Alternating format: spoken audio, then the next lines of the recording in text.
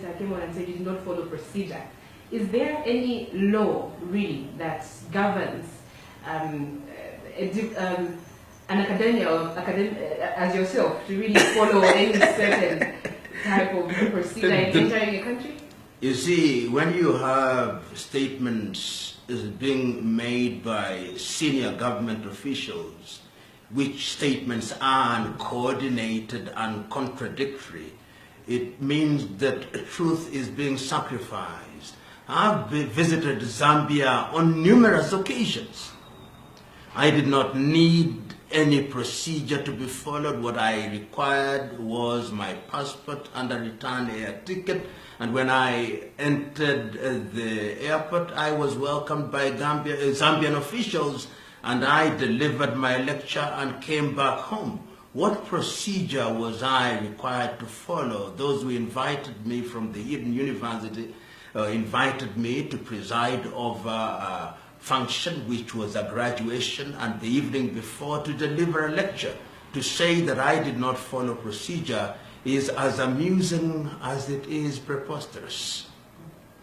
Prof, your take, or your, in simple words and very few words. Yes.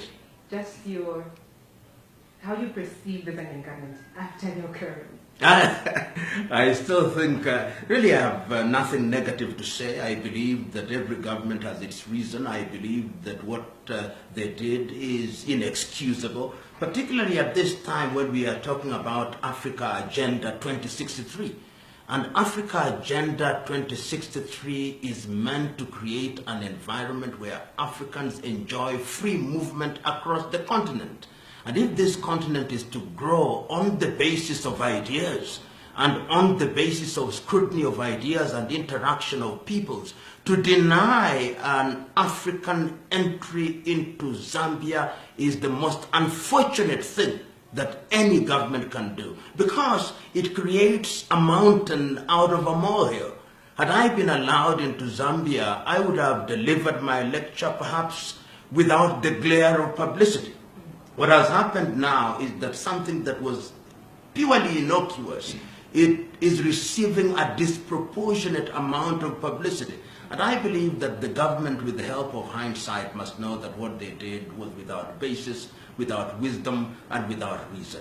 And I believe that they will, in future, treat me and others differently. I'm now wondering to myself, if I wanted to have a holiday at the Mosi-Otunya Falls, will I be denied entry at Livingstone? This is the question that is lingering in my mind. I hope that the government of Zambia will not allow me to visit the Mosi-Otunya Falls. What's your talk on China and Africa relations so far?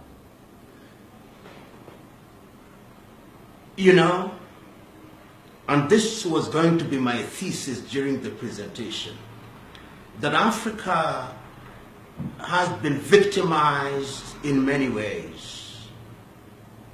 Africans were enslaved.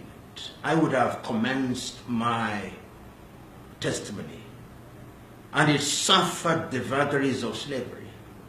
Africa was colonized, and after colonization, the specter of neo-colonization came about. And there is a sense in which the founding fathers of Africa, and I would have mentioned Kwame Nkrumah, I would have mentioned Julius Kambarage Nyerere, I would have mentioned Kenneth David Kaunda, were clear in their minds that the entire struggle for independence was to liberate ourselves and to liberate our minds, to decolonize our minds. And therefore I would have said that in this day and age, when China as an emerging power has exaggerated appetite for resources, when we engage with her, we must define what we want, because the Chinese, to their credit, have already defined what they want. They have appetite for minerals. They have appetite for land. They have appetite for opportunities which would otherwise go to young Africans. And that therefore, when we engage with them, we must ask ourselves, are we engaging for our benefit? The thing that we call trade, is it trade? Is Zambia capable of negotiating with China? I would have said that going forward, Africa can only negotiate with China on the basis of regional blocks. And this is not something that is new. I've said it not once, not twice, times without number, that Africa must negotiate regionally as SADC, as East African Community, as ECOWAS, as the Maghreb, as Central Africa. And that therefore when we do so, we are able to negotiate for the benefit of our people. And if we don't do so, China may end up being our new colonizer. And the modern colonization is not about administration. You can have black faces or African faces in the political arena, but they are merely being manipulated. We don't want China to be the puppeteer and we the puppets. And many African countries must, in the nature of things, begin to interrogate the place of China in the economic and political arena. In a nutshell, that is the kind of approach that I intended to take, and of course we would have engaged with the audience and the audience would have teased out in a manner that is Zambia specific. In Zambia, for example, we know that we now have Chinese hookers. Why should Chinese hook? Why should Chinese be running pubs? There are areas which must be ring-fenced for the Zambians. And there are areas where we can engage with China in a meaningful way so that there is transfer of technology, so that we retain our dignity and sovereignty and we don't sacrifice it at the altar of short-term political gains. So in a nutshell, what you're saying is that Africa does need China in a way, but then in a more normal or educative approach. Let me say this, that the whole world is, in the nature of things, a global village. And that trade is the lifeblood of human interaction. China needs Africa, Africa needs China, but there is a way in which we need each other. There is a way in which you need each other in the manner that a horse rider needs a horse to ride it. For the time being, I hold the view that the horse rider is China. Africa is the horse to do China's bidding. My prescription is that we should enjoy a symbiotic relationship, a mutually beneficial relationship, and that can only be achieved if we define our agenda and our goals. In my view, there is no evidence to suggest to me that we have clearly defined what we want, and that is why we are allowing the Chinese to enter into areas which we could ourselves be engaged in. That is why we are allowing Chinese labor to come into the African continent in areas which could be preserved for young Africans. That is my quarrel. That is my concern. Am I right? I may not be right, but these ideas ought to be on the table of discussion for purpose of scrutiny, so that if my ideas are without merit, they will be demonstrated to be without merit by force of reason, not by reason of force. And to deny one an opportunity to put those ideas on the table of negotiation or discussion is intolerance at its most absurd. And I'm trying to look for a polite word to say a bad thing, which is not always easy. It is absurd, and absurd at its most absolute. Prof, at the path at which we're moving as Africa Yes. and China relations, where are we headed to? You know, my fear is, without the benefit and the gift of prophecy, is that if we are not very careful, our resources will be exploited to our detriment. And one can see the evidence of this in many areas. If you go to countries such as the Democratic Republic of Congo, if you go to countries such as Central Africa, and indeed in many other countries in Africa, you see the presence of China. And my fear is that their appetite for resources is almost insatiable, which is understandable because of the population that they have to take care of, 1 billion plus. If we continue on this trajectory, in the next 50 years, the promises that we have made to ourselves under Africa Agenda 2063 will not be realized. The promises that the world has made jointly for humanity under Sustainable Development Goals will not be realized. And you can see that the rise of China is not restricted only to the economic arena. They are also, in the fullness of time, going to afflict us with their political bacteria. And that bacteria may very well inform how we conduct our politics. My view is engage with China at the level of the economy, but define your interests. Engage with China politically, but let us define for ourselves what democracy means to us. Engage with China in the arena of security, but not in a manner that undermines our sovereignty. So that in real terms, the problem is largely with us. The problem is largely with our political leaders, who are not thinking of the next generation, but are ever thinking about the next election. The Chinese are thinking for the next generation. They are asking themselves, in 100 years' time, how would we relate with the world and with Africa? Because if you look at the world quite keenly, there is a sense in which there is a new scramble for Africa.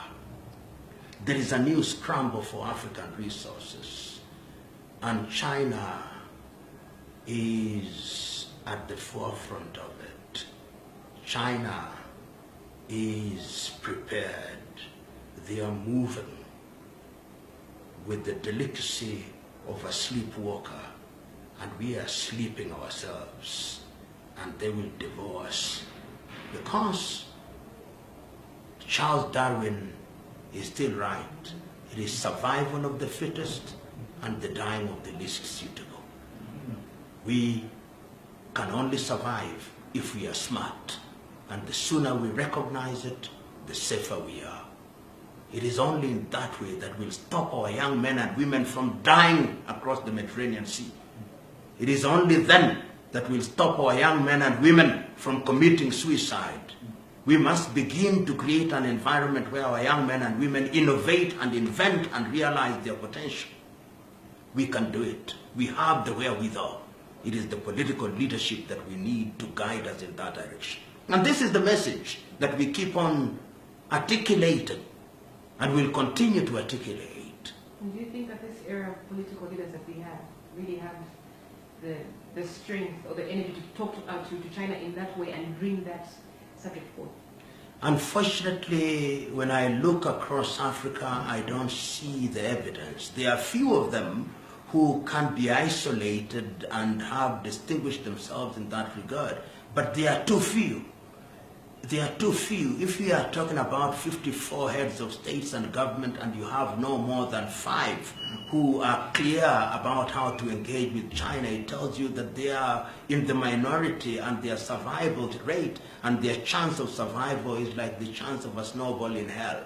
And it is therefore incumbent upon us as the population to rise up, to speak to leadership with the firmness that will open their eyes, not with the arrogance that will inflame their anger. And that is what some of us are doing. We are simply telling the leaders that you have been given the opportunity, the honor and privilege of being in the forefront of articulating our agenda. Remember that you are trustee for our interests and do that which is in our best interest. Don't look to the next election. The next election cycle in many African countries is just about 5 years. You think about the next generation. And when you do so, you will be serving Africa and you will be fulfilling the dreams of our founding fathers and the expectations of the people of Africa. These are times that call for men and women who are prepared to move regardless. I'm very tempted, Prof, to take you back to Zambia. Please do. Of course. Really, the way our president, Edgar Lungu, has been running affairs with China, very secretive, I should say. We're not sure how much money is coming into from China, what grants are being given, what loans are being given. Just your word of advice in that way. My own view is that the government of President Lungu must do that which is in the best interest of Zambia. The evidence that is there suggests to me and others that this is a relationship that is one of unequals, and that while we may have visible things in the terms of roads that are being constructed, in the terms of dams that are being constructed, in the terms of physical infrastructure, the question that we must ask, in the long term, are these going to solve the problems of Zambia and the people of Zambia? The world now recognizes that the true test of a country's state is not the gross domestic product, the GDP. It is not the per capita income. That is voodoo economics. The world now asks the critical question, what is the gross national happiness of the people of Zambia? Are young people graduating from the universities having opportunity to serve if they want to be employed? And if they don't want to be employed, do they have the opportunity to innovate? And if they are not innovating, do they have the opportunity to invent?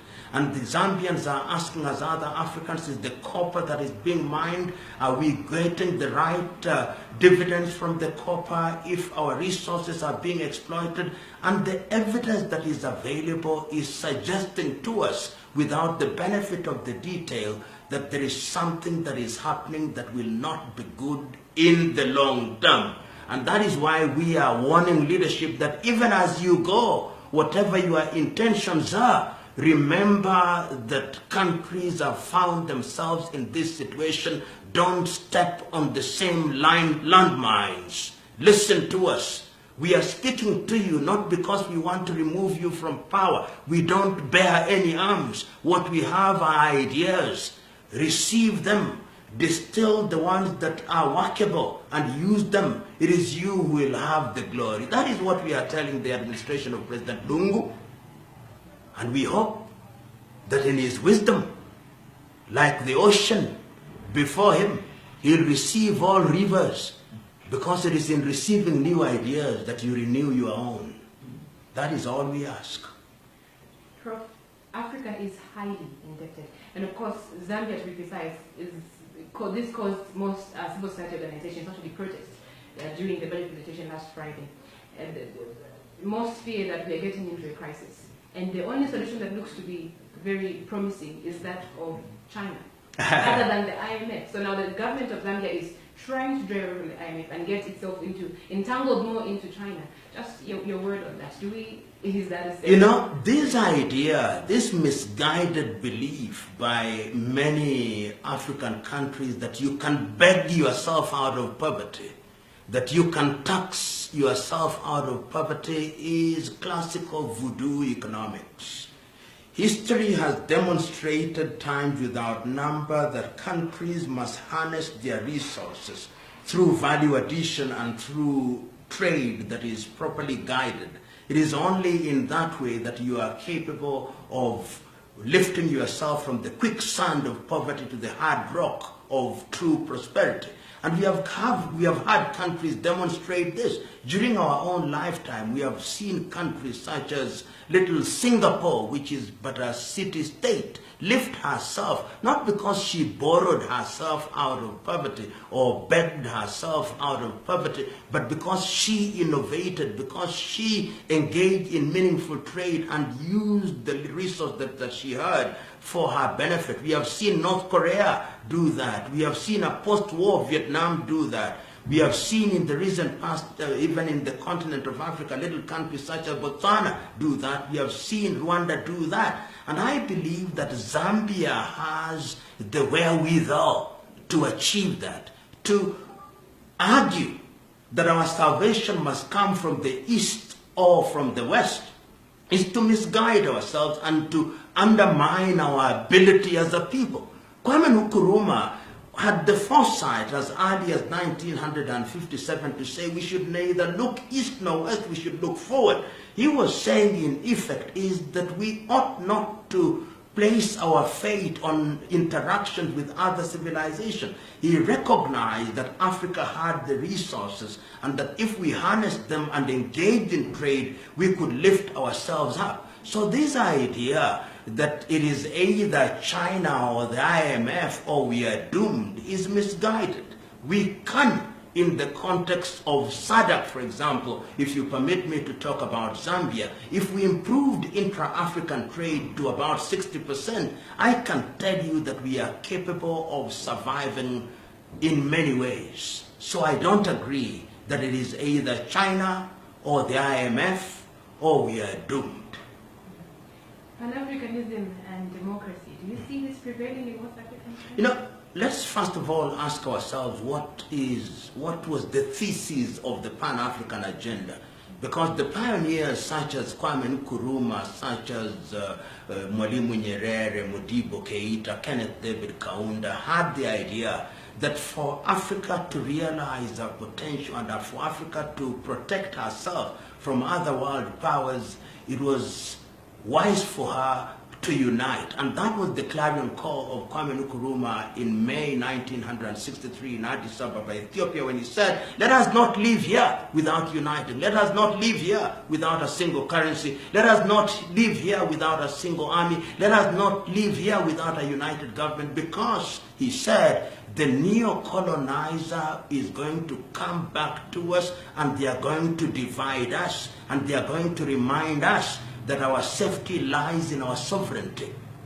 The Pan-Africans of today ought to draw from that and to recognize that one of the things that is going to help Africa is for Africa to unite. And one is not being naive by saying that we should pronounce now that there is a state called the United States of Africa. We are not saying that. We are saying that Africa can use the building blocks of the regions, starting with the SADC, the ECOWAS, the East African Community, Central Africa, the Maghreb, and progressively, if we begin to move closer and closer in the economic arena, we allow people to move freely, we remove tariff and non-tariff barriers, and we begin to think one, we begin to negotiate with Europe and America and China as united blocs, then in the fullness of time, the economic arrangement will give birth to political unity. And in that way, Africa will now sit at the dinner table of human civilization as a diner, not as the waiter of food to be consumed. We are saying that that should be the agenda for Pan-Africanism. And this thing called democracy, we must also redefine it. Africa has been made to believe that democracy equals to multi-party politics, democracy equals to periodic election. I'm beginning to think that we ought to ask ourselves, is it possible to allow people participation in governance without borrowing lock, stock, and barrel the ideas that were conceived and birthed in other parts of the world, so that we give what one may describe as an African flavor to democracy? This is a debate that we ought to put on the table, because we have seen in the recent past in many African countries, after election, there is conflict. We don't want this to happen, that if there is an election, we know as sure as day follows night that there will be conflict and there will be disharmony in the country. Is there a better governance method that answers to the prescriptions and dictates of democracy which can be practiced in Africa? It is a debate that ought to be articulated at different fora in Africa going forward. Prof, as we conclude, of course, what you experienced in Zambia is a clear demonstration that we have an infringement of the freedom of speech, and people do not have the right to speak freely on matters that really affect them. Just your way of the leadership when it comes to, of course, allowing people to just come out freely and speak about such topics.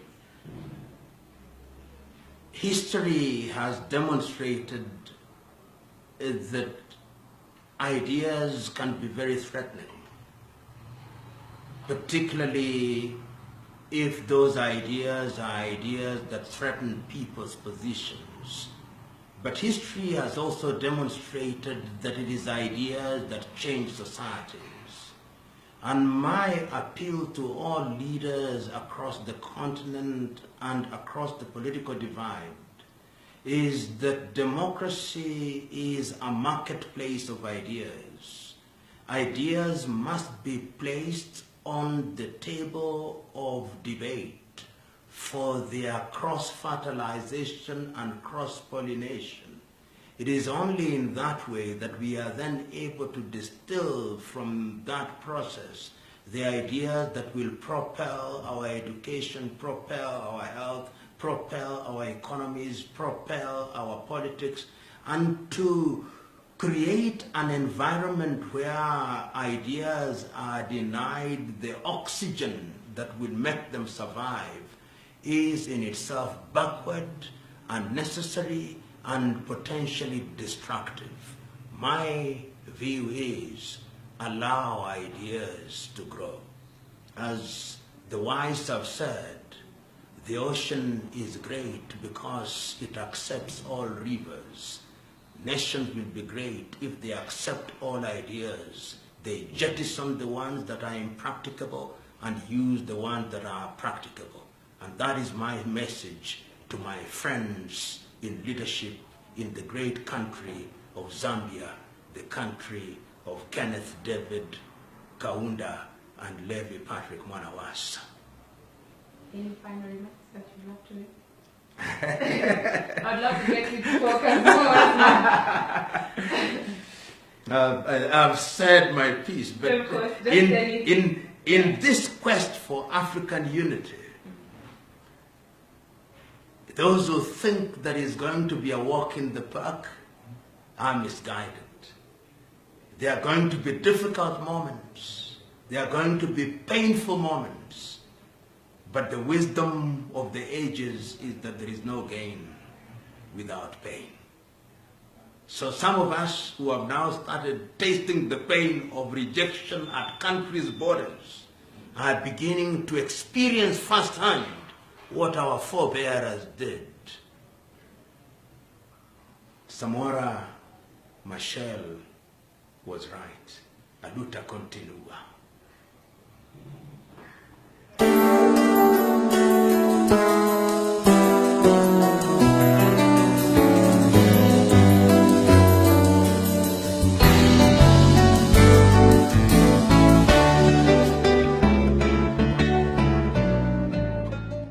This is what you get.